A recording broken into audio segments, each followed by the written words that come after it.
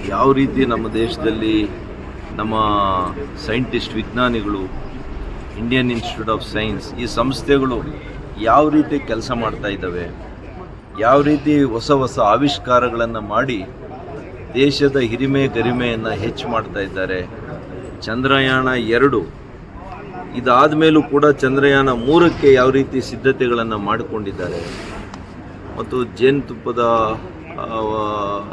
ಏನು ಇವತ್ತು ಕೃಷಿ ಮಾಡ್ತಾ ಇದ್ದಾರೆ ನಮ್ಮ ರೈತರು, ಜಮ್ಮು ಕಾಶ್ಮೀರದಿಂದ ಉಡುಪಿವರೆಗೂ ಯಾವ ರೀತಿಯಲ್ಲಿ ಮಾಡ್ತಾ ಇದ್ದಾರೆ ಅನ್ನುವಂಥ ವಿಷಯಗಳನ್ನು, ಸಣ್ಣ ಸಣ್ಣ ಸಾಮಾನ್ಯ ವಿಷಯಗಳು ಇಡೀ ದೇಶದ 140 ಕೋಟಿ ಜನರಿಗೆ ತಲುಪಿಸುವಂಥ ಪ್ರಧಾನಿಗಳು ನಾವು ಬಹುಶಃ ಯಾವ ದೇಶದಲ್ಲೂ ನೋಡಿಲ್ಲ. ಈ ದೇಶದಲ್ಲೂ ಯಾವ ಪ್ರಧಾನಿ ಕೂಡ ನೇರವಾಗಿ ಜನರ ಜೊತೆ ಸಂಪರ್ಕ ಮಾಡಿ ಈ ರೀತಿ ಅವರ ಮನದ ಮಾತನ್ನು ಹೇಳುವಂಥದ್ದು, ಮಾರ್ಗದರ್ಶನ ಮಾಡುವಂಥದ್ದು, ಒಬ್ಬ ಸಾಮಾನ್ಯ ವ್ಯಕ್ತಿಯ ಏನು ಸಾಧನೆಗಳನ್ನು ಇಡೀ ದೇಶಕ್ಕೆ ಪರಿಚಯ ಮಾಡುವಂಥದ್ದು, ಇವೆಲ್ಲ ಕೂಡ ನಮಗೆ ಹೊಸತನ.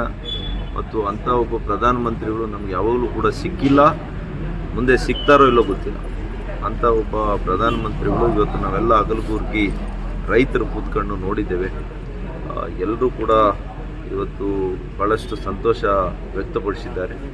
ಮುಂದಿನ ದಿನಗಳಲ್ಲಿ ಕೂಡ ಪ್ರತಿ ತಿಂಗಳು ನಾನು ಈಗಾಗಲೇ ಘೋಷಣೆ ಮಾಡಿದ್ದೇನೆ, ನಮ್ಮ ಭಾಗದ ಒಂದೊಂದು ಗ್ರಾಮಕ್ಕೆ ತೆರಳಿ ನಮ್ಮ ರೈತರ ಜೊತೆ ಕೂತ್ಕೊಂಡು, ನಮ್ಮ ಯುವಕರ ಜೊತೆ ಕೂತ್ಕೊಂಡು ವೀಕ್ಷಣೆ ಮಾಡುವಂಥದ್ದು ನಾವು ಮಾಡ್ತೇವೆ ಸರ್. ಮತ್ತು ಈಗ ಹೇಳ್ತಾನೆ ಹೇಳಿದ್ರೆ ಡ್ರಗ್ಸ್ ಸೀಸ್ ಆಗಿರುವಂಥದ್ದು, ಆ ವಿಷಯದಲ್ಲಿ ನೋಡಿದಾಗ ನಮ್ಮಲ್ಲಿ ಪ್ರಾಮಾಣಿಕ ಪೊಲೀಸ್ ಅಧಿಕಾರಿಗಳು ಅಥವಾ ನಾರ್ಕೋಟಿಕ್ಸ್ ಅಂದರೆ ಏನು ಅಬಕಾರಿ ವಿಚಕ್ಷಣೆ ಇದರಲ್ಲಿರುವಂಥ ಅಧಿಕಾರಿಗಳು ಪ್ರಾಮಾಣಿಕರು ಇಲ್ವಾ? ಇಲ್ಲಿ ಏನಾಗಿದೆ ರೀ, ಆಡಳಿತ ಸಂಪೂರ್ಣ ಕುಸಿದು ಹೋಗಿದೆ.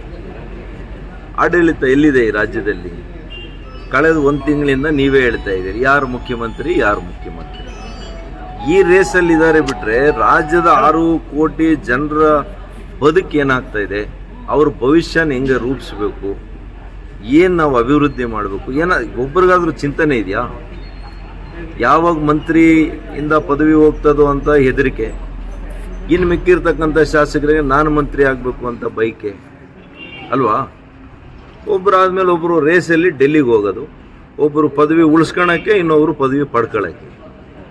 ಇವರ ವೈಯಕ್ತಿಕ ಚಟುವಟಿಕೆಗಳಲ್ಲಿ ಇವರು ತೊಡಗಿಸ್ಕೊಂಡಿದ್ದಾರೆ ಬಿಟ್ಟರೆ ರಾಜ್ಯದ ಜನರ ಬವಣೆಯನ್ನು ಯಾರೂ ಕೂಡ ನೋಡ್ತಾ ಇಲ್ಲ.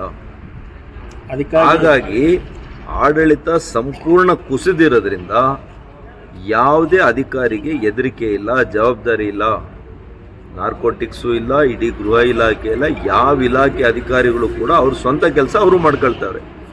ಇವ್ರು ಹೆಂಗೆ ಸ್ವಂತ ಕೆಲಸ ಇವ್ರು ಮಾಡ್ಕೊಳ್ತಾರೆ, ಅಧಿಕಾರಿಗಳು ಕೂಡ ಅವ್ರವ್ರ ಸ್ವಂತ ಕೆಲಸ, ಅವರ ಒಂದು ವಹಿವಾಟು, ಅವರ ಏನು ರಿಯಲ್ ಎಸ್ಟೇಟ್ ದಂಧೆ, ಹಿಂಗೆ ಅವರು ಕೂಡ ಬೇರೆ ದಾರಿಯನ್ನು ಹಿಡ್ದಿದ್ದಾರೆ.